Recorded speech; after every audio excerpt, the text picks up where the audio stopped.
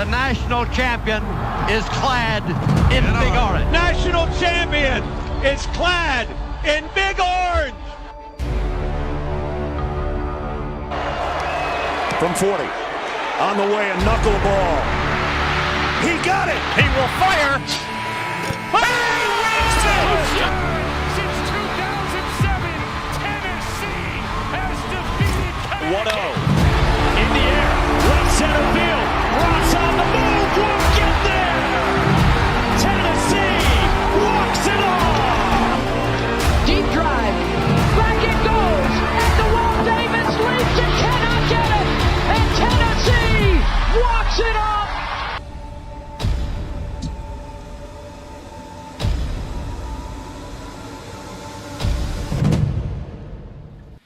Hi, welcome into another episode of the Fanatics Show, everybody. I am Michael with my co-host Skylar, man, who is on the road tonight, joining us on location. Glad he was able to join us. But man, Skylar, how you doing tonight?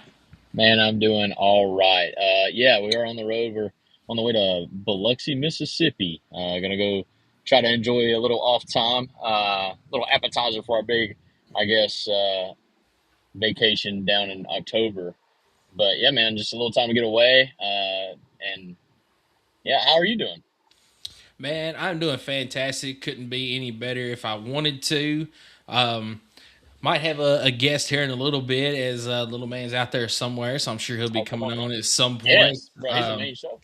Yeah, absolutely. But no, cannot complain at all. Really looking forward to tonight's topics. I know you got a lot to talk about as well. But before we do all that, are you able to give us our presenting show sponsor? I can let you know it's P&L Business Services, but I do not have it in front of me to let you know the spiel. But I'll let you take it off from here if you got it. But if not, just know, guys, that if you have anything bookkeeping-wise, I'm going off the cup here. But, guys, go to pnlbusinessservices.com. They've been here from the start. As soon as we started this show, it was actually like their idea to kind of help support us, sponsor us, whatever. But those folks really do help give you guys the peace of mind in your entrepreneurship and your business to know that you can take care of the customer first, so you can worry about, or not even worry about, the bookkeeping or anything taxes wise on the back end. That's what they're there for, to take that worry and to give you peace of mind that everything's taken care of. So if that's something you feel like you may need, go to pnlbusinessservices.com. Let the fine folks out of Oak Ridge, Tennessee take care of you. We appreciate them so much. How was that? Man, that was fantastic. That is pretty much as good as I could have done reading the ad read that we got. So, no, great job with that. So, the rundown for tonight's show, we are going to try to keep it short and sweet with Skylar on the road, because there could be some connection issues depending on where they're at. So, if we do lose Skylar, he is going to try to join back in whenever he can. But tonight's rundown, we are talking about the big topic, quarterbacks. We're going to look at the quarterback room, give our thoughts on it, who we think the starter might be, all that stuff as well. Segment 2, we're going to talk about Texas A&M. We're going to give our thoughts and predictions on Texas A&M this season. And then segment 3, we're going to talk about Texas and do the same for them. So let's get right into all this. We'll give you our segment 1 sponsor, which is Optimal Asbestos Services. Optimal Asbestos Services offers detailed asbestos inspections and air quality assessments. Whether you're looking to secure your home or workplace, you can trust Optimal Asbestos Services to deliver thorough and reliable solutions. You can contact Jeff Moe at 865-223-3297 for your consultation today, or go on the web at optimalasbestosservices.com. All right, quarterback, Skylar. Before we even get into this deeply, is Ryan Staub even a factor in this room? He's a factor, yes. I do not think he is going to be 1A or B. So I think that he's a factor in the sense that he adds a little bit of experience, maybe can add, kind of help be that student coach for these guys. But I think he knows his role in this offense. He's definitely there to learn himself. But at the end of the day, this is a two-man race. I think everybody knows that. All right, just kind of wanted to get that out of the way. We're not just going to leave him out of this, but he's not going to be the starting quarterback this season. So, two guys that we were talking about, obviously. Faizon Brandon, George MacIntyre. Where do you want to start with this? Man, I just think that what a blessing that the program is to be here with these two guys that are leading these men I think they're doing a great job. I think obviously it's been a tight race. You hear reporting all the time. I do think there's kind of a little bit of a pecking order. I actually got to go see practice this morning.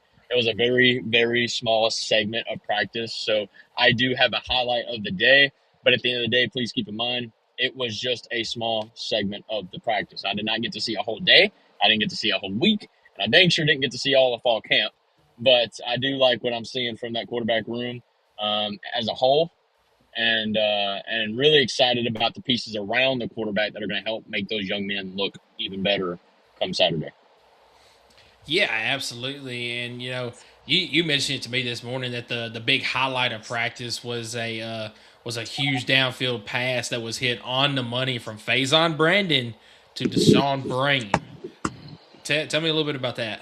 Was I wearing meta glasses? How did you know that, dude? I didn't tell you that, did I? Yeah, the highlight of the day, without a doubt. It was kind of hard to see, but they were kind of doing fourth quarter drill. They were playing quick. They kind of got behind. He did a scramble drill, protected the ball, but then it was 3rd and 8, 3rd and 9, something like that in the drill. And in my mind, I'm like, he's going to have to get rid of it quick. Like, this is the exact situation we don't want our young quarterbacks in at all.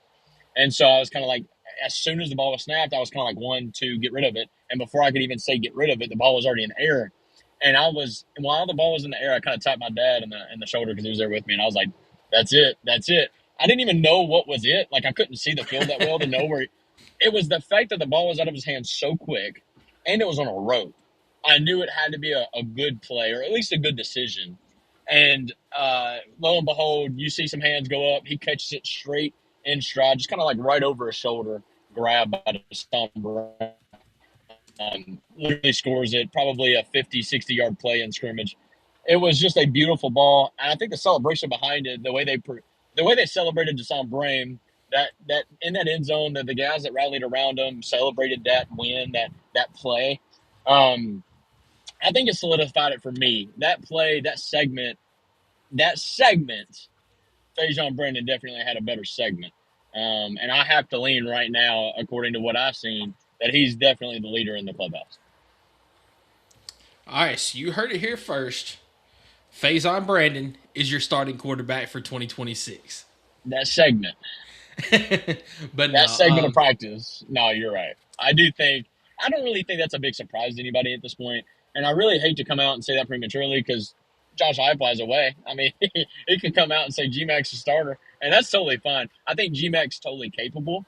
I just think in the vibe, what we're hearing, one, is definitely persuading me to think. I tried my very best to go in with an open mindset in this practice and really not have a pre-thought of what I, had an opinion on each quarterback, whatever. I really tried to just watch the practice, see the vibe of the offense under each quarterback. And, but yeah, I just think the guys, I don't know. I just think it's all looking a little smoother under Faizon Brandon. G-Mac, I think, is totally capable. If he had to come in, I'm not really that worried. The one knock, and I think we've all heard it if you've at least been listening to Tennessee radio and various different channels, but I think G-Mac just holds on to the ball a little bit too much. I think it's going to lead to some sacks. And with the offensive line that he has, if he's getting sacked this year, it's a covered sack, or he's holding on to the ball too much. And we can't have that this year. I think you got to get the ball out of your hands. Faizon, I think, is doing a better job of doing that. Yeah, pretty much everything that you said there is kind of what I've been hearing all along. Obviously, we're not insiders or anything. Yeah, Skylar got to go to practice today, but this isn't something we get to do all the time. We're not, the inside media, anything like that. I don't want to be. It's too much pressure. Fair, but right now, enough. I got a 50-50 chance. I'm taking my chances, all right? So if I lose this one, never going to Vegas. Yeah, fair enough. But no, pretty much everything that you said is kind of what the entire media has been saying. That it just seems like everything is smoother under Faizon right now. You mentioned Georgia's kind of hanging on to the ball too much. And something that, I want to talk about is one of our good friends, Joey Peterson, was on the podcast with us recently. He did a kind of side-by-side video of George MacIntyre and Faizon Brandon hitting an out route in practice. It's been a couple weeks ago now. I've seen that same out route. The way the ball comes out of their hands is completely different. You look at George MacIntyre, that ball comes out, it's still got some zip on it, but that ball's also got a lot of air under it. You look at Faizon's, that ball is on a rope. And on a route like that where the ball's going to be in the air a long time, it's critical that the ball actually gets there so the DB does not have the chance to be able to jump the route, pick it off, because more than likely that is a pick six at that point. And I feel like that is fantastic to see Faizon do. That's advantage Faizon there. Now, what I will also say is, TK Keys has mentioned at press conferences before, it's like the ball has got a whistle to it whenever Faizon throws it, which means he's got a lot of zip on it. Can he put that fine line of, all right, I need to put some zip on it, but I also need to put some touch on it? Because we all know that was Joe Milton's problem there. His first season before he was injured, before Hendon took over, he improved on that by the time his senior year came around. Joe Milton did. Can Faizon do that? Can he show the difference between the time to put a whole lot of mustard on the ball or, putting enough touch under it so that his receivers can get it? Yeah, I mean, Michael, I think one of the most important qualities you could have in a quarterback in this offense is arm strength. I think that's why Joe Milton came out and won the job initially back in 2021, is because of the arm strength. I mean, you got to be smart, of course, but I think most importantly, you got to be able to take the top off the defense to open up the running game. And it kind of complements each other, right? You got to have the running game open. The running game is going to then open up the passing game. So you got to make sure that they're both complementing each other. That's what arm strength gives you the capability to do. But also, more than taking off the top, but if you're wanting those wide splits that you had, right, where you have a wide receiver on basically sideline to sideline, you've got to have a strong arm just to throw a 5-yard hitch route. You're still throwing it 40 yards in the air, depending on where you're at on the hash mark. So I think Faizon Brandon definitely has the advantage on arm strength, even as a true freshman coming in. I just think he's a little bit stronger in that department. He looks a little bit more physically ready. And that's not something that's a knock on GMAC. I don't know if it's just one of those.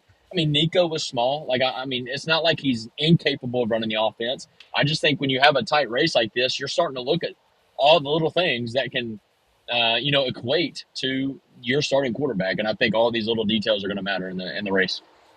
Yeah, and here's what I'll also say about George, because we're talking a lot about Faizon. I mean, you and I both, I'm trying not to do that. I like George a lot. That's what I'm trying to make sure that if he were to play, I am okay with it. I'm just telling you what I'm seeing from this one segment. Yeah, because here's my thing about George, all right? There's not really any knocks on him other than the fact that he is hanging onto the ball a little bit too much. That's one thing I will say about him. That's something that everybody across the board has said about him. He needs to get the ball out quicker because, obviously they're not being hit in practice, not being tackled, but, there's a certain count that you have or, as soon as the defense touches him, kind of two-hand touch there, he's down. In the segment I watched, it wasn't even a timer. It was the moment they seen the pocket collapse. They blew the whistle. So that could have been 2 seconds, depending on a blitz package. That could have been 4 or 5 seconds, depending on how much protection he had. But to your point, absolutely, they're not getting hit right now in practice. Yeah, so I mean, he's got to get the ball out quicker. But as far as the physical attributes and everything for George, they're all there. He's athletic. He's got arm strength. He's got the touch. He's got everything that you need. But it just seems like Faizon has got all of that, and it's a little bit more fine-tuned. It's just a little bit better. That's the way that it seems. I know you got to see it in person, but it's kind of what the rest of the media has been saying as well. It's like he's got just the slightest step ahead. Let me flip the script, because you're right. I think I did kind of lean a little heavy. I think the more accurate quarterback right now is George MacIntyre. I think Faizon is a little bit more gunslinger, nothing to lose. I think he does. I think maybe he's a little bit more confident in his decision making, but sometimes that can lead to that 10-yard out route, and we're leading the wide receiver a little bit too much, or we threw it a little high, or something like that. Where I feel like GMAC's a little bit more on the money with his accuracy. Maybe he doesn't get the ball there as quickly or whatever, but overall accuracy wise, think about this, Michael. You gotta over route, okay? And we see this all the time. We've seen Chris Brazel make those plays, Dante Thornton make those plays. What happens when you airmail that over route? Who's usually sitting there waiting on that ball? A safety. Yep. All the time. And so one thing you can't be inaccurate with is passes over the middle. I haven't seen Faizon be inaccurate over the middle. I've just heard that George MacIntyre is a little bit more accurate on more of the day-to-day. I would say probably completion rate in practice at least. Maybe George MacIntyre's a little bit higher completion rate. Yeah. So ultimately, it's going to be up to what Heupel wants to do. Do you want to go with a little bit more experience with George MacIntyre, which granted, it's not that much. He doesn't have that much field experience. He does have the year of experience as far as being in the system, being on campus, getting to run to practice, all that. Do you want to go with a guy that might be a little bit more experienced, might have a little bit more accuracy, or do you want to go with a guy that I feel like the talent is better, the athletic ability is better, I feel like the top end of everything is a little bit better? And you also have to make the decision based on the future of your program, because both of these guys have got at least 2 more years. George has got 2 more years. Faizon has got 3. What do you want to do for the future of your program? They both have the same amount of years, if we're being honest.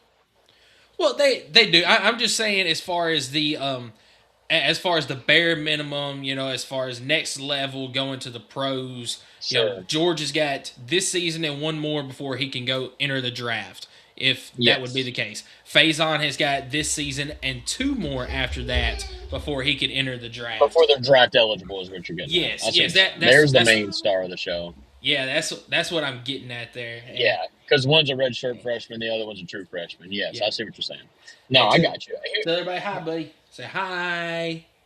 What's up, buddy? Say hi, Skylar. Absolutely. We got a commenter, and we didn't really acknowledge him when he commented a while ago, but he said he'd be shocked. General Ursus, I guess. I don't know. It's a weird name. But we appreciate you locked in here. He said he'd be shocked if Faizon isn't the starter. Talent potential always wins out. I agree. Here's where I'm going to end my statement on the quarterbacks, and here's where I think the quarterback competition is going to be won. And dare I say, you got to put your best 11 on the field. But in a competition this tight, this close, I think the competition is going to be won with the trust and the leadership along with the teammates. Who's got the best relationship with the ones or the twos, whatever? Who's presenting themselves to be the best vocal leader? Who's carrying themselves the right way? I think those little things on and off the field are going to help dictate who's going to be the starter of this offense. Yeah, I completely agree with you. So right now, I think we're both on the same page, but right now, gun to your head, who is the starting quarterback day 1? I got to go with the one guy that made a great play today in the segment that I watched, and that was Faizon Brennan hitting Deshaun Brain. Deshaun Brain, by the way, didn't have his greatest scrimmage Saturday. In fact, I was told he fumbled the ball, had a couple drops, really did not have a great day. He turned it around in the segment that I watched. They looked great. Faizon Brennan is in the leader of the clubhouse for me right now. However, I'm not married to it. I just want the best guy out there for the team, and ultimately the wins will come. I think I have to lean Faizon. I think I'm going to agree with you. I think just all the stuff that we've been hearing out of the scrimmages, out of practices, from the media, from teammates, as far as comments made and all this stuff, I think that it's Faizon. But I also think that you might see both guys towards the beginning of the season. So Furman, obviously you're going to see both of them against Furman. If you don't see both of them, then we've got bigger problems besides this quarterback battle. Well, better see both of them. I'd like to see both of them in a fair opportunity, I guess. You're going to see both of them, but will you see both of them before halftime? That's what I want to know. But at the same time, if we have a clear-cut starter and we're just prolonging this maybe for the team's sake, then I want us to fully commit to that starter to where he doesn't have to feel like he's got to look over his shoulder after every mistake or every incompletion or anything like that. We need to really support that decision on who's the starter of this offense. Yeah, I completely agree with you. So as far as the future of this quarterback room, obviously whoever wins this job, once they eventually get it, more than likely the other guy is going to leave. So that leads me into that leads me into the importance of what else happened today that I'm going to bring up because of the quarterback discussion that we're talking about. Are you talking about Arts and Kraft? Caden Kraft. Hey. Yeah, Tennessee got a commitment today from 4-star Caden Kraft. He is in the 2028 class, so that is 2 seasons away. Who's the guy that we have committed out of next season's class? That's a great question, and I can't pull up anything right now on Yeah. my computer, so Yeah, bad for radio. But I'll have to look that up in a little bit because obviously I've got somebody here kind of preventing me from doing that. But we got a quarterback committed for next season. But then we've also got Caden Kraft now committed for the 2028 season. So more than likely, whoever does not win the job is going to leave, going to enter the transfer portal. Then you've got the guy coming in next season, and then you got Caden Kraft coming in. So more than likely, either Caden or this other guy that's coming in next season, they're going to have a battle. And who's going to win that job? Who's going to leave then? It's important that you keep getting these quarterbacks each year so that you can have this type of variety, this type of battle each season going in where you're not just, making sure that this is the guy. There's, no questions asked. We're putting all of our eggs in this basket. You're at least giving yourself a shot at having multiple guys that could take the reins. That's the importance of getting Caden Kraft today. thank you. Austin chimes in. General Ursus as well. He's a co-host in training. I love that. But yes, Austin says Derek Baker. Yeah, thank you very much for that, Austin. So, I mean, it's very important that we keep getting at least one of these guys each class so that, we can make sure we keep having this type of competition. We're not just, relying on one guy each season. Bring up that newest comment right there. I'm going to read it out. It says, nice getting the Tennessee Tech transfer at defensive back. He committed today. Right now, I'm more concerned about these defensive injuries than I am about the quarterback position. I think it's a great point. I do think this is kind of a crazy – so he will be eligible this season. I know there was a lot of confusion about that, but he was granted the 5th year, which he was a senior. He did enter the transfer portal. So it's 100% eligible. He's going to get on the team like today, yesterday. He's going to start learning this defense. He's probably not going to contribute game 1 because that's literally in 2.5 weeks. But definitely going to be the body in that room, and we're going to need that. I think he's 100% right on that. Will Star 7 says, who is your pick to win the championship this year, other than Tennessee, of course? Well, I don't mind being honest with my fan base. Tennessee is not my pick to win the championship this year. No, absolutely not. If you've watched episodes previously, you'll know what year I'm gearing for and gearing towards. And hence, it might be the next year. I'm joking. It's just a little Tennessee joke there. But I think, Michael, real quick, let's entertain this question. Who is your championship pick? Right My championship pick, I would say that it's going to be, I think it's one of 3 teams. I think it's Ohio State. Agreed. I think it's Texas. Also agree. I think it's Georgia. I think Georgia puts their foot back in the ring this year.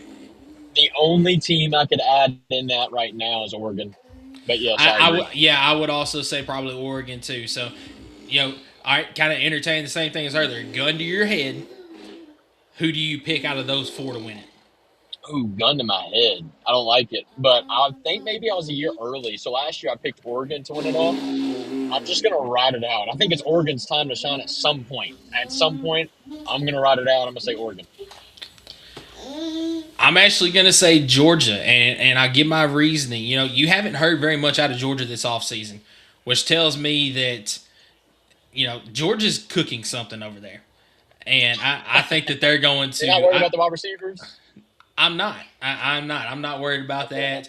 I think that they're going to be, back to where they were, kind of 2021, 2022 era. I think that this team is going to be really good this season. They're going to be dangerous. So I'm going to say Georgia. But, kind of just joking with Will Star here because he's got that Dallas Cowboys logo there. I'll tell you who's not winning the championship, and that's Dallas. So, no. Just all jokes there. So. Fair enough. All right, look, if Joe Milton takes over at quarterback, there we go. Dude, I understand it's preseason, but that dude played nearly flawless. Like, if you could throw a perfect game, Joe Milton almost did that in the preseason this year. So I can't wait to see what he does next week. But, yeah, man, Jade's in the house. What's up, Jade? How we doing? Thank you for tuning in.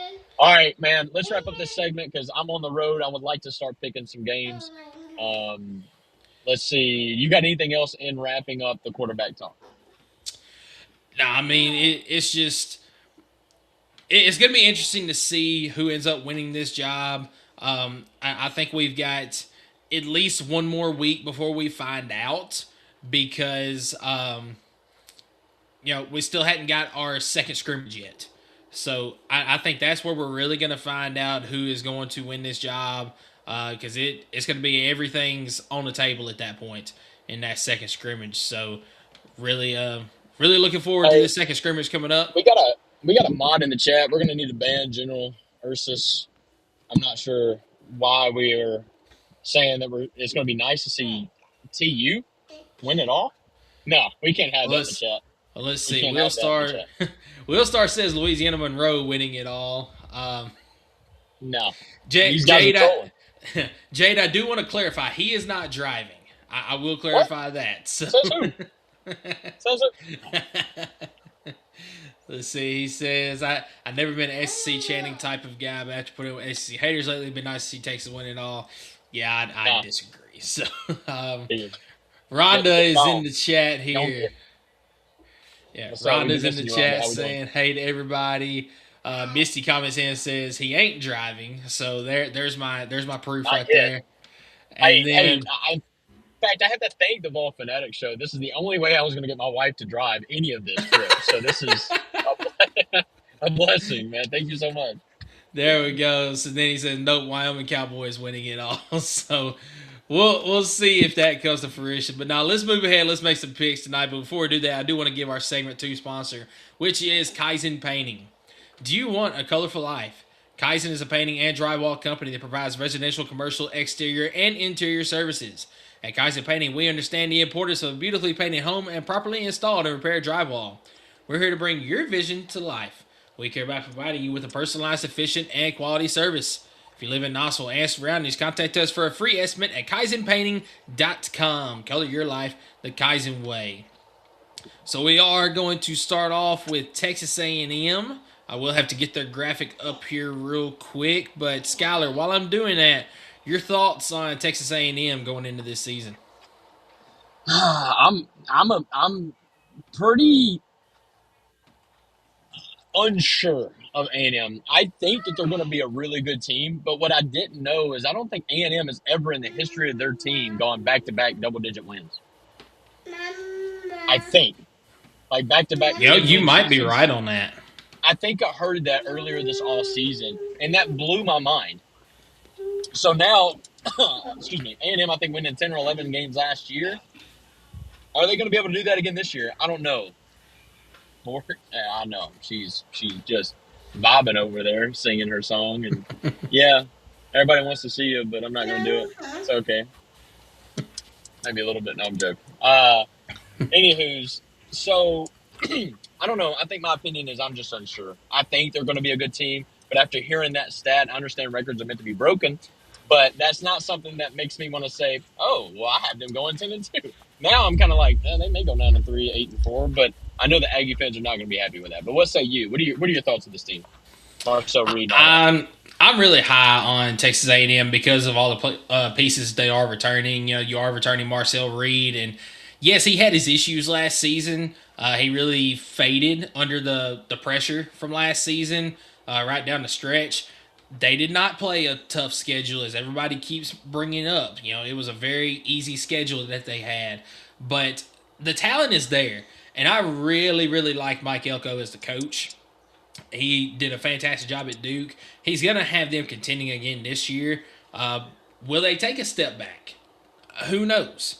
I can say this. They're not going to go undefeated. I'm already on record saying there will be no SEC team go undefeated this season. But I think that they're going to be very good this season. So, Skylar, would you like to go first on Texas A&M, or do you want to go first when we do Texas here in a minute? No, I can go ahead and go first right now. All right. I want you to go ahead and give me 3 dubs to start the season. All righty. I want you to go ahead and put their first loss of the year against LSU. Ooh, man. I believe I have LSU Yeah, I had them going 10-2, and they're only losing to Texas, Alabama. So yeah, I have LSU actually beating A&M. I think a lot had to do with in this segment was the fact that this was on the road in Death Valley. Could be a difficult situation for A&M, first big home, road game in the year. I don't know. I feel like the Aggies are going to pull one there, or they're going to lose one there. LSU, it's a big game for them. So Arkansas, I think they bounce back, get a big win. I also think they beat a really good Missouri team. Missouri's going to be a solid team, but they're going to Missouri. I think they pick up the win there.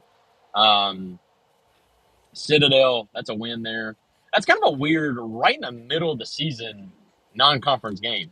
Yeah, I was thinking that myself. It's a very weird spot.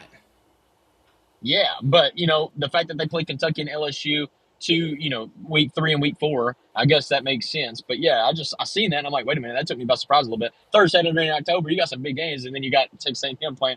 Hey, by the way, just throwing this out there, that's probably going to be your ESPN Plus game of the week right there.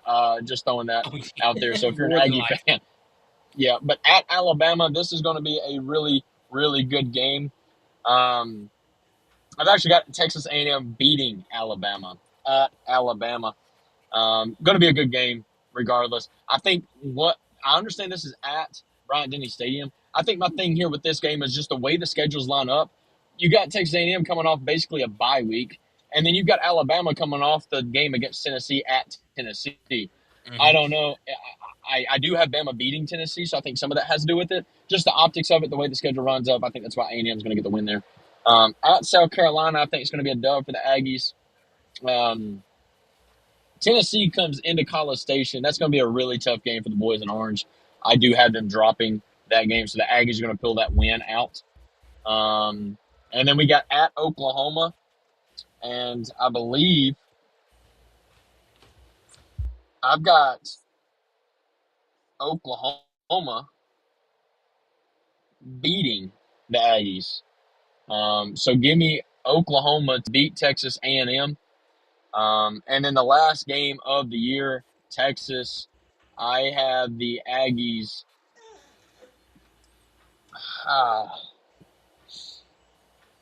I've got the Aggies losing to Texas once again. I've got the Aggies going 9-3. I think worst case scenario for the Aggies this year, even with the tough schedule, is still 7-5. But that's absolute worst case scenario. I think it's pretty tough having LSU, Alabama, Tennessee, Oklahoma, Texas, Missouri on the schedule. Those are 6 very losable games. But in the same sense, I think there's not really a team on this schedule that Texas A&M can't beat. But with that being said, I got them going 9-3. Best case scenario is 11-1. I just don't see a team going undefeated, especially A&M, with this schedule. Yeah, so you got 7-5 as a floor, is that correct? And then 11-1 as a 7-5. ceiling? That's right. Yeah. And I've got them going 9-3. Still a really good year for A&M this year. They might be a little bit disappointed with that because I know, they're looking title aspirations, but I feel like that's a very good schedule prediction for Texas A&M 9-3 this season. So we'll clear the board, and I will give my predictions on Texas A&M. Definitely a more difficult schedule than what they had last season. Obviously with the 9-game schedule, the rotating schedule that teams have now, you're not just going to have one team with a, cakewalk of a schedule and then one team that, has the most brutal schedule out there. It's obviously not going to be even, but it's going to be as close as they can get to even across the board with all the SEC teams. So, actually, before I get into mine, let's say General Source. I know I'm saying that wrong, but he says Texas A&M 9-3 or 10-2. So kind of where you're thinking there as far as the 9-3 goes. Is it General You're Sus? Like is that like the new maybe that's what it is. General You're Sus. Yeah, I think that's what it is. Yeah, I think that's what it is. Why couldn't you have an easy name like Rhonda? Come on. Rhonda's awesome. Where's that team from? College Station, if she's talking about A&M, or is she talking about the Citadel? The Citadel is in South Carolina, I think. Attaboy. I hope you're right on that. Somebody fact check him. He's probably lying. Probably. I don't know. Anyway, Texas A&M, they are going to get a dub against Missouri State. Arizona State in week 2, a little bit more difficult game, but Kenny Dillingham's squad is not going to be as good as they were last season. Give me a win over Arizona State. Kentucky, that's also going to be a win there. At LSU, let me make sure that I am picking this correctly. I do have a win for Texas A&M going on the road to Death Valley, coming out of there with a victory. Arkansas, I've also got a win there for Texas A&M. I've got them starting absolutely fantastic. Man, I did not realize how fantastic I had them starting, as they are getting a win against Missouri. They're also winning against the Citadel. Ooh. And lo and behold, they're going to Bryant-Denny Stadium. They're going to get a win against Alabama. Oh, they're starting off 8-0. Going on the road to South Carolina, they're going to get a win there. Hang on. Got to cut you off. My wife is experiencing some road rage right now. This is, oh, my goodness. I need you to calm down, man. Hey, Miss Tarpley, hey, just keep it between the lines. I heard the car yelling at you. See, the car will yell at you if you don't stay between the lines. All right? So I'm joking. Go ahead. Keep going. So, little man is now asleep, by the way. But that a boy. He is out. But now, Tennessee, I do think this is going to be a tough matchup for both teams. But getting the game at home, Texas A&M is going to get a win to start the season 10-0. My goodness, Michael. But then this is where things kind of go south for Texas A&M, as they're going to drop this game to Oklahoma next to last game of the season. And then Texas, they do get the game at home. But Aggie fans, I'm sorry to tell you right now, Texas has got your number, and they're going to fall to Texas in the last game of the season to finish the season 10-2, according to my prediction. As far as the floor goes for this team, I actually think the floor is going to be 8-4.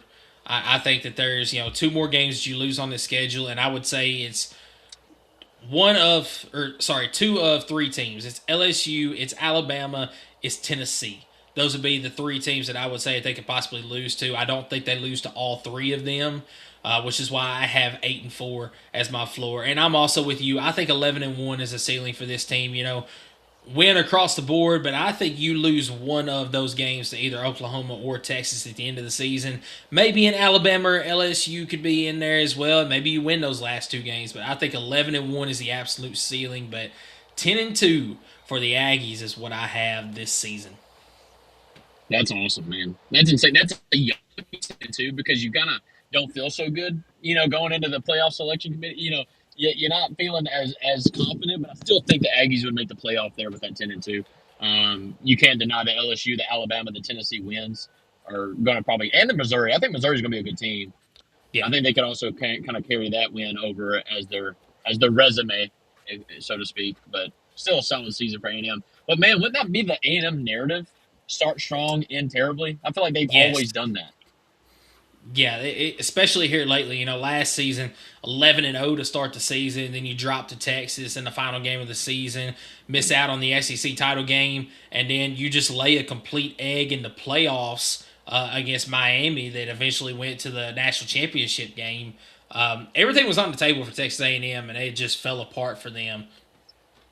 All right, so he says it's pronounced Ursus.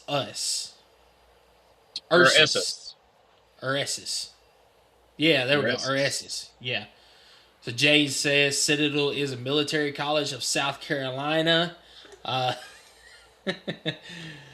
Misty says those cards deserve all of her rage. And then she also said, I hope Michael is more right about the Tennessee game. More than both predicted Tennessee to lose. We did. We both predicted Tennessee to lose. It's all right. I got it. I get it. It's fine. I hate her. That's all it is. Show us the Texas schedule. Let's see it. What's up? What's your thoughts on Texas this year? All right. Before we do that, hold up. Yeah, before we do that, let us know.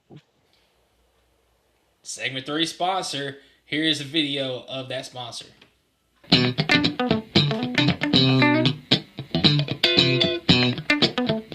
At Bowie's Heating and Air, we offer 24/7 HVAC services for all your residential, commercial, and new construction applications.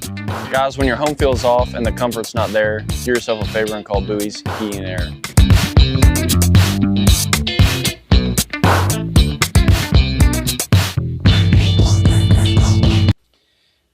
once again, that is Bowie's Heating and Air.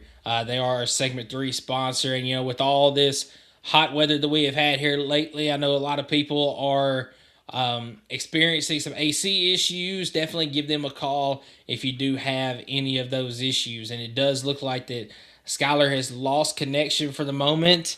We'll give him a minute to see if he can come back in. But my thoughts on Texas this season. This is a team that I am much higher on this season than I was last season. I had a lot of question marks around Arch Manning coming in last season. He just had all the hype last season, and I wasn't buying into it. I felt like that expectations were way too high for him, and for the most part, my assumptions of him were correct, as he definitely struggled to start the season. He did come on a little bit late in the season, but it was just a little bit too much for Arch Manning last season. And let me get Skylar added in here. Oh, hang on. Hey, come on now. And let me do this right here. Go down to Skylar's name, and we are live, folks. There we go. We got him back in now. So, Skylar, I was just giving everybody my thoughts on Texas. As last season I was a lot lower on Texas than a lot of folks were. I didn't believe the hype around Arch Manning. I just felt like the expectations were too high. He wasn't going to be able to live up to that, and for the most part, my assumptions of him were correct. But coming into this season, I am more of a believer in Arch Manning. I don't think he's going to win a Heisman Trophy by no means, but I think that he's going to have a fantastic year. He's got a lot of talent around him. He's got a lot of help, especially from Cam Coleman out of the transfer portal. I'm super high on that guy. I honestly hate that Tennessee wasn't able to get him, but at the same time, I love our wide receiver room that we have. Yes. But Texas this season, I'm expecting a lot out of them. I think they're going to be a good team this year. Man, this is perhaps one of the best rosters in the game right now. But they also have one of the hardest schedules in the game right now. I cannot wait to see how it all plays out. Yeah, absolutely. So let's get right into this prediction. I will go first on this one. I have got a win in week 1 against Texas State. Week 2, I have got a loss to Ohio State. I think that both of these teams are going to be very good. You're going to see a little bit higher scoring game than you did last season, but I don't know, man. Steve Sarkisian, he tends to lose some of those big games that he probably shouldn't lose, and especially getting this game at home. I've got a little bit more trust in Ohio State than I do Texas at this point in the season. But that doesn't mean that the season is going to go awry for Texas, as I've got a win against UTSA. I also, in the game against Tennessee, I think that Texas is a little bit ahead of where Tennessee is right now.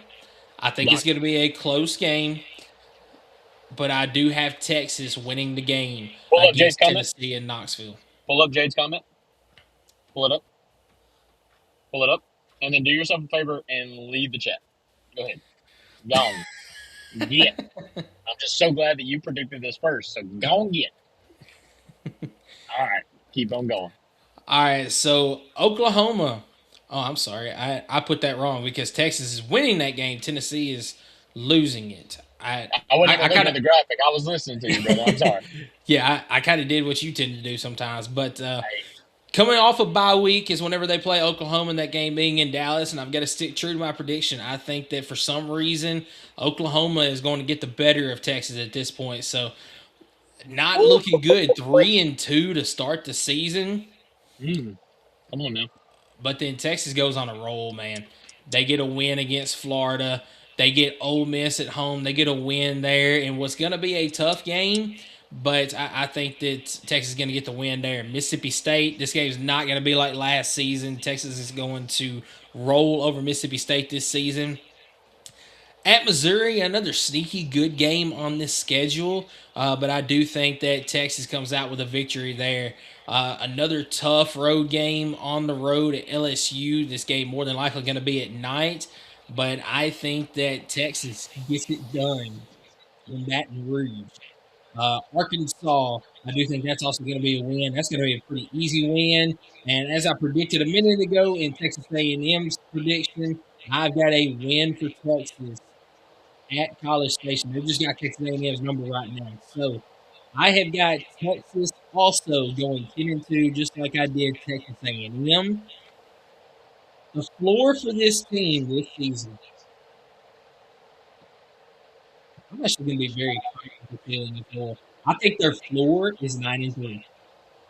I think that I don't think they lose 4 games. If they do, then it's fire Sark season. Okay. 100%. So 9-3 is my floor. 11-1 is going to be the ceiling for this team. I think you can win all but 1 game. And I'm honestly going to say I think the one loss, regardless, is going to come to Ohio State on this schedule. I think that they can beat everybody else. I'm calling that one. I think Ohio State wins regardless. Man, I don't know. That's too early in the year for me to say that it's a guaranteed loss. But I feel you, man. That's a great prediction. 10-2. That's very strong. It puts Texas right there in the thick of it come postseason. I'm not like a hard disagreeing with that schedule whatsoever. The Oklahoma loss is respectable because it's a rivalry game. So yeah, man, it was good. It's a solid prediction, we would say. I want you to do me a favor, General Ursus. I think that's how he asked for. I'm going to get it right at some point. I'm going to look it up. I'm going to chat GPT. It's whatever. It's no disrespect. I promise you I'm trying to do it right. I want you to pull up his comment that says Texas 11-1. Only loss comes in Knoxville. I hope so. I hope so. I'm not predicting it, but I hope so. Michael, I'm predicting that. Go ahead and put it on the chart. A dub over Texas State, a dub over Ohio State in a revenge game. I think that you're kind of leaving out on that. They also do host Ohio State. I think they beat UTS. I think they lose to Tennessee. This is Tennessee's big upset win that they get on the year, because if you've been watching my predictions, I have had Tennessee losing to Alabama, LSU, and God knows who else I had them losing to. I don't know, A&M maybe? I don't know. Whoever. I think it is A&M, yeah, because we go on the road to A&M. So, yes, I think Tennessee gets the win over Texas to shock the world. Tennessee will probably spike up into the top 5 in the rankings. But I think that is a little bit of false hope for Tennessee. I think they kind of snap back down to reality. But I think this is more of a Texas choke and Tennessee taking advantage of it more than anything. I think Texas maybe just riding that high from Ohio State. But I think they lock back in. I think they beat Oklahoma because they just got smacked in the mouth by Tennessee after the bye week. They beat Florida. They beat Ole Miss. Ole Miss is going to be a fun game to watch. They beat Mississippi State. And then 3 of the last 4 games is going to be a lot more challenging than I think a lot of people realize. 3 of the last 4 games are on the road. At Missouri, they will win. They're just better than. At LSU, a lot is riding on this game. I think they're going to still come out on top. Arkansas will be their easy win. I think they beat Arkansas handily. And then at A&M will be for everything a Texas and Aggie fan would ever want. I think Texas is going to get the better of them, though. Give me Texas 11-1. Their best case is 11-1. Their worst case, I kid you not, Michael, their worst case scenario, it's 9-3. I don't see them doing anything worse than that. Man, this is a good team. It's a great roster. They do have a really tough schedule, but Texas Longhorns going 11-1. All right, so I mean we're right there on the nose with each other for both predictions tonight. Both of those teams are going to have very good seasons, that's for sure. Skylar 11-1 for Texas, with that one loss being to Tennessee. So how about that, Tennessee fans? But a couple of comments to get to here. So he did say that we nailed it, or you nailed it. I think he's talking about the name, not the prediction, but I get it. I got you, big dog. Come on now. Yeah, so appreciate you tuning in. This is Me Boy 87. I don't know who is Tennessee's starting quarterback, so if you don't mind, go back and watch the first part of this podcast tonight. But spoiler, we do both think that Faizon will probably get the start this season, but really it's still anybody's job at this point. How's the defense looking? Well, little bit of concern as far as injuries go, but ultimately, I still think Tennessee's got plenty of depth, especially at the linebacker position. Safety, I'm a little bit concerned. Well, safety and corner, a little bit concerned, especially with Idris Farouk going down. But I think there's still a lot of depth there. This is the opportunity for guys to step up too. We're concerned about the interior defensive line. That's the place that we're concerned about. But I think David Hobbs and I think Marion Dye are going to be some big names on the defensive line that you're going to need to get to know. There's going to be a couple of other pieces, but I just think overall the interior defensive line, Rodney Gardner was every bit of old school coaching you could think of in high school football type. That's that guy that was today. It fired me up, but also it made me realize, okay, that they need to do better because they obviously ain't doing it right. And he would let you know when you're not. So, but yeah, interior defensive line is my biggest concern on the defense. Yeah, so he also chimes in. Did you know that for the last 9 seasons, Tennessee has not had the same starting quarterback? So, yeah. It's been since Jared Garantano, I believe. Mm-hmm. Yeah, it's been that long. But I don't know if that's 9 seasons, but it's been close to it. Yeah, I don't know if it's been 9, but it's for sure been 7 or 8 seasons because, Heupel, this is his 6th season. And then, of course, Garantano was the quarterback in 20. I can't remember if he was in 19 or not. So, I mean, it would be somewhere around that time frame there. So, about 8-9 years, somewhere right in there. But just a couple more quick things before we hop off here. First thing, we do have a returning guest this season. This is confirmed. We confirmed it today as Jake Arnold will be back on the podcast with us this season doing his Raking with Jake segment. Hopefully we get a little bit more in the wallet this season than we did last season, as it was a bit empty at the end of last season. But he will be back. We're working on actually having him on here next week to do some future picks as far as win totals, stuff like that going into the season. So really excited about that right there. Also, we do have some news as far as Tennessee basketball goes. The men's and women's team will have a jersey patch. This is a 5-year deal that Tennessee will have with help me out, Skylar. I saw the post earlier. I'm trying to get it pulled up. It is I didn't see the news, brother. This is news to me. Sorry. I've had a long day. All right. Yeah. Tennessee Give me just a second. Wins over Texas. Alabama loses to LSU, A&M, Auburn, or Georgia Tech. I think Georgia Tech will be a dark horse in the ACC. I'd ban him. Ban him. I thought we had a moment there earlier in the show. I don't like that he went back on it. And now he's saying that we might lose to Georgia Tech. Get him out of here. I don't even want to talk to this guy anymore. I'm done. It's over. I really thought we had a moment. You ruined it. Thank you. Appreciate it. Bye. All right, so I've got it pulled up now. So Tennessee men's and women's basketball, they have a deal going on now with Axel Logistics out of Knoxville. They will be sponsoring Tennessee men's and women's basketball over the next 5 seasons with the jersey patch there.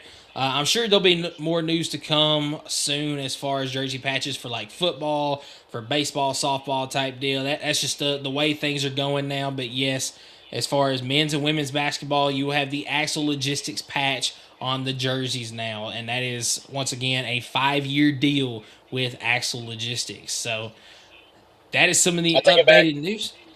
I take it back. I read it wrong. He said Tennessee 9-3, Texas 9-3. I'm an idiot. Yes, I agree with him. He's 100% right. I just don't have the same losses or wins. But yes, okay, we're back. We're good. I'm sorry. You can come back anytime. I've had truce. All right, have a good one. Dude, it's so late. I do have something to talk about we haven't even mentioned.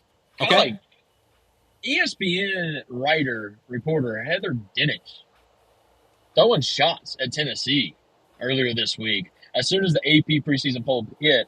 And she goes out of her way to call out Tennessee for being ranked in the top 20 after the coaches poll has ranked Tennessee as high as 18. So the coaches typically know what they're talking about, right?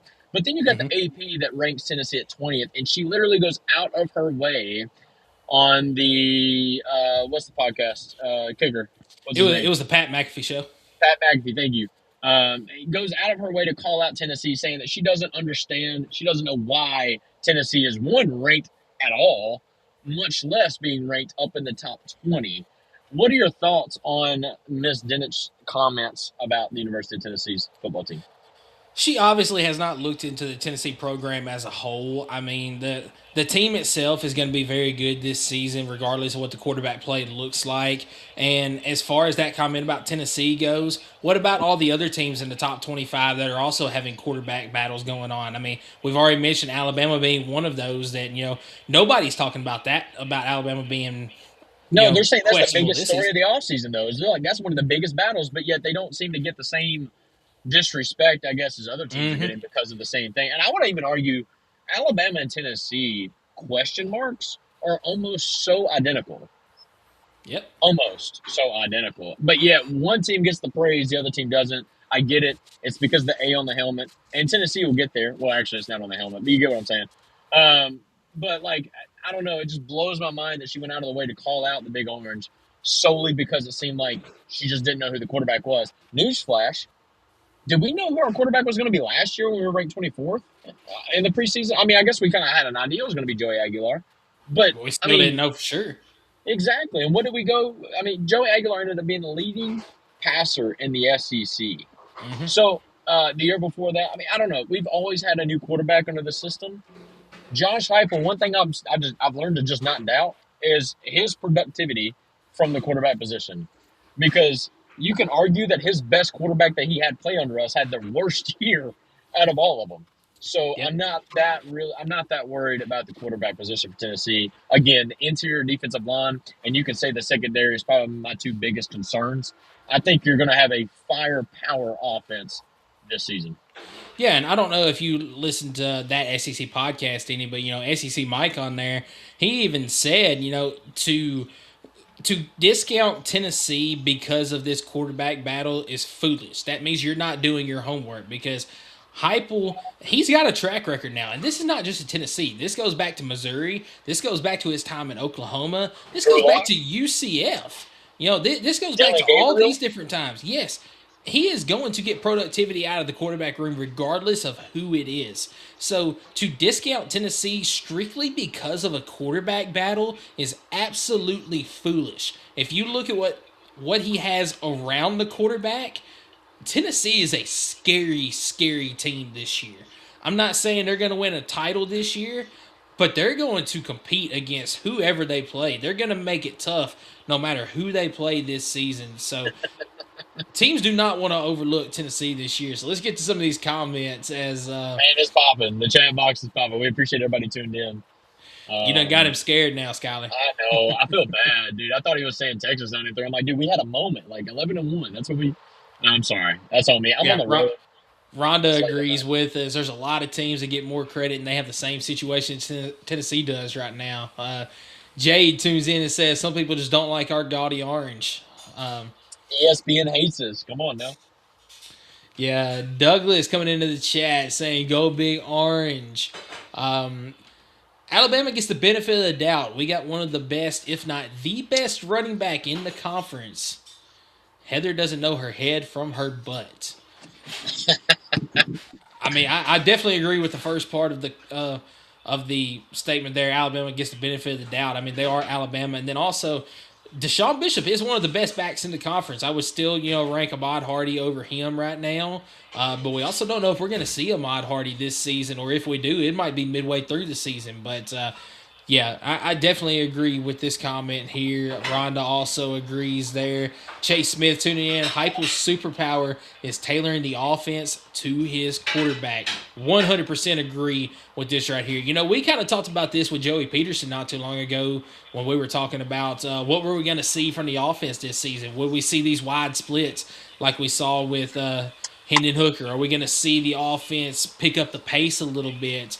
And I think it was either me or you brought up the comments of, he's going to tailor it to his quarterback. Hendon Hooker was able to run that high-speed, high-powered offense where Joe Milton wasn't quite able to. They had to slow it down a little bit more. Nico was able to run that high speed again, but he wasn't able to take the shots downfield like the other two were. Joey Aguilar could run more of like a pro-style offense. And then, you mentioned with the arm injury, maybe they had to bring it more into like a pro-style offense too. So he is very good at getting the best out of his quarterbacks and tailoring that offense to make them look good. So I'm not worried about it at all this season. Chase also says, my 2026 hot take, Deshaun Bishop will be the leading rusher in Tennessee history. He needs 1,547 yards. I hate to burst the bubble on that.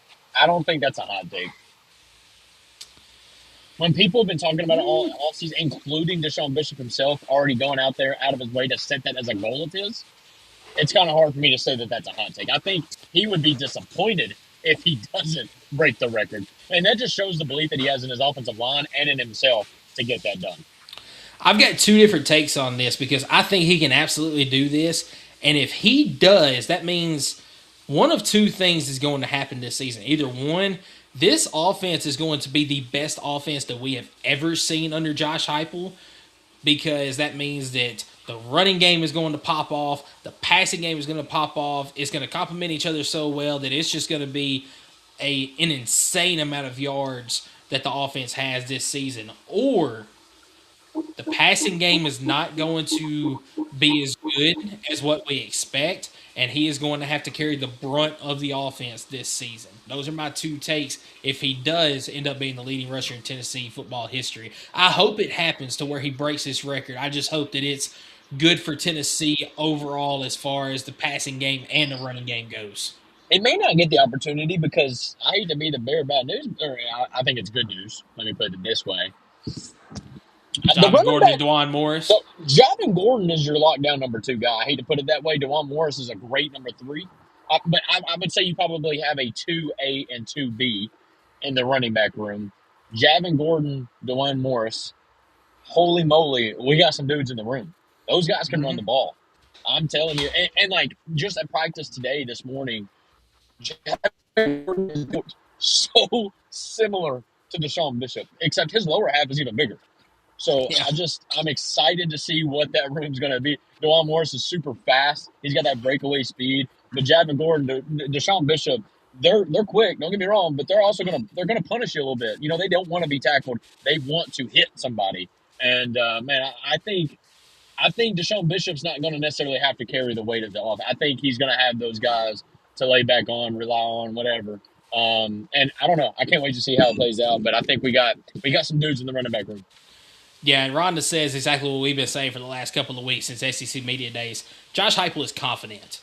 His entire coaching staff, they're confident. It's not cockiness, but there's a different swagger around this team than what we've seen over the last couple of seasons. And I cannot wait to see what this team actually has. Austin Ireland says, we have a top 3 wide receiver room, offensive line, and running back room in the SEC. If we can get the, quote, typical Heupel production from the quarterback position, our offense will be top 15 in the country. That is 100% fact there.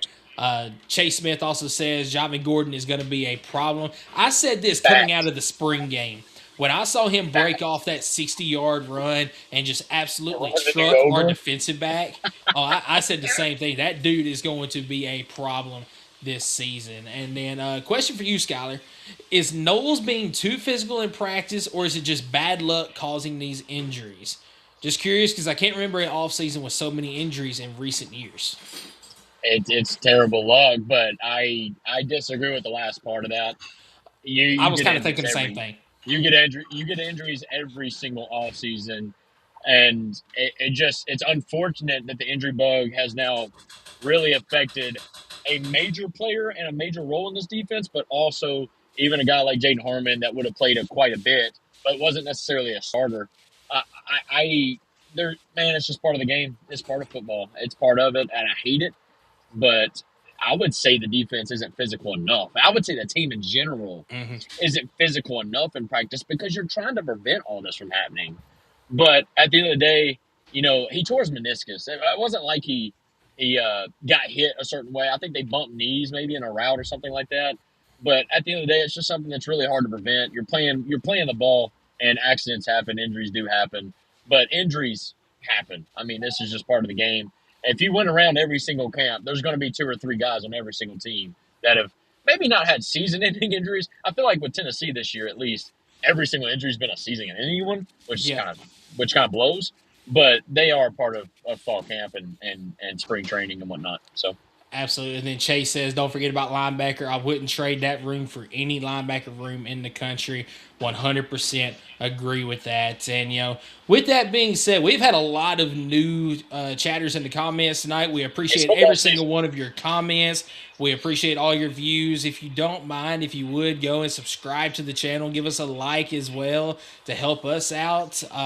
We cannot wait to, talk about the season this year. We are entering our 4th season, Skylar. Can you believe that? Our 4th season of doing this right here. Time flies, man.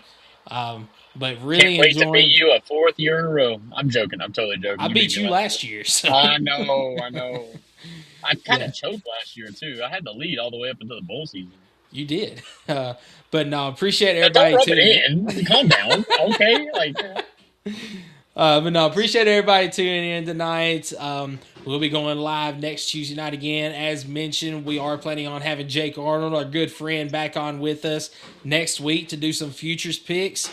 Next week, we'll be doing Georgia and Tennessee schedule predictions. We'll also be talking about the secondary room for our position preview. And Skylar, do you have anything else before we close out tonight? Next week shouldn't be a surprise. If you're a true follower like Rhonda and several others in the chat, you already know what our Tennessee predictions are. But cannot wait to share it with you guys next week. And next week, Michael, we call it mock game week. Yep. Cannot wait, big dog. It's game week eve. That's right. It smells like fall, baby. It smells like football. Let's get it. That's exactly right. Well, Skylar, safe travels where you're going there. Make sure you take over so that Catherine doesn't have too much road rage over there. But y'all be careful where you're going, and cannot wait to get back to this next week. Go Big Orange, everybody. Go on.